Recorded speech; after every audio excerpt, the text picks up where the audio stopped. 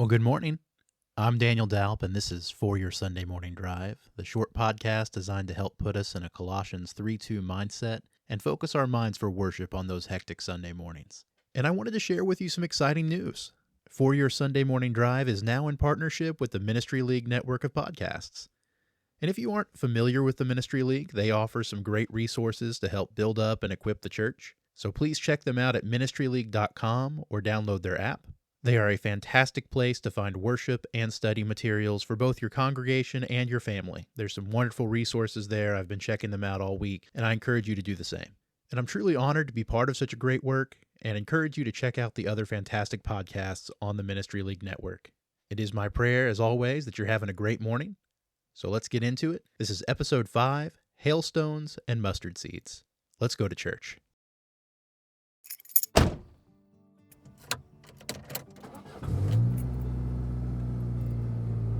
Are we there yet?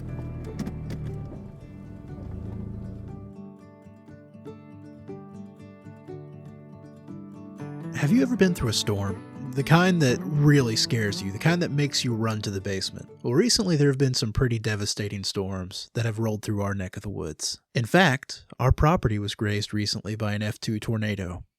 All is well, and other than some trees that fell uncomfortably close to the house, no harm done. God is so good. But hearing and seeing this storm come in, the winds and the rain and the lightning and the thunder, they weren't the only alarming and awe-inspiring aspects of the weather. There was also hail. Thankfully, the hail in this storm wasn't of much significance. But I know I've seen pictures, and I'm sure you have too, of stuff that's like the size of baseballs, if not bigger. Well, have you ever thought about how hail is formed? I'm no weather nerd, meteorologist, but from what I've been told, the process of hail forming involves water droplets getting caught in the updraft of a storm, and then they freeze at high altitude. The stronger and more violent the storm, the larger and more impressive the hail. And sometimes these pieces of hail will move up and down in the atmosphere, and they'll become bigger and bigger. And they grow by layers, layer upon layer of ice, until eventually they all fall down and come crashing back to earth. Our faith is very similar to this process. Strong faith is formed from strong storms, the repeated ups and downs in our lives.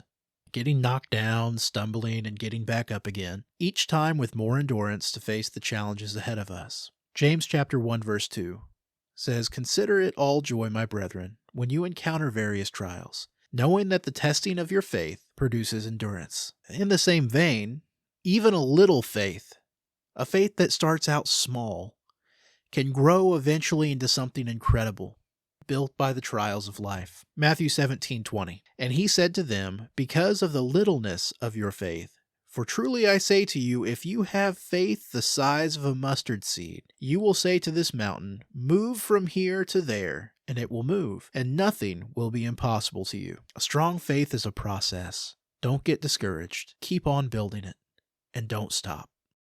I'm Daniel Dalp, and these have been some thoughts for your Sunday morning drive. Let's worship our God. Our discussion question for today is, what are some of the ups and downs that have built your faith? And how can you help someone going through the same?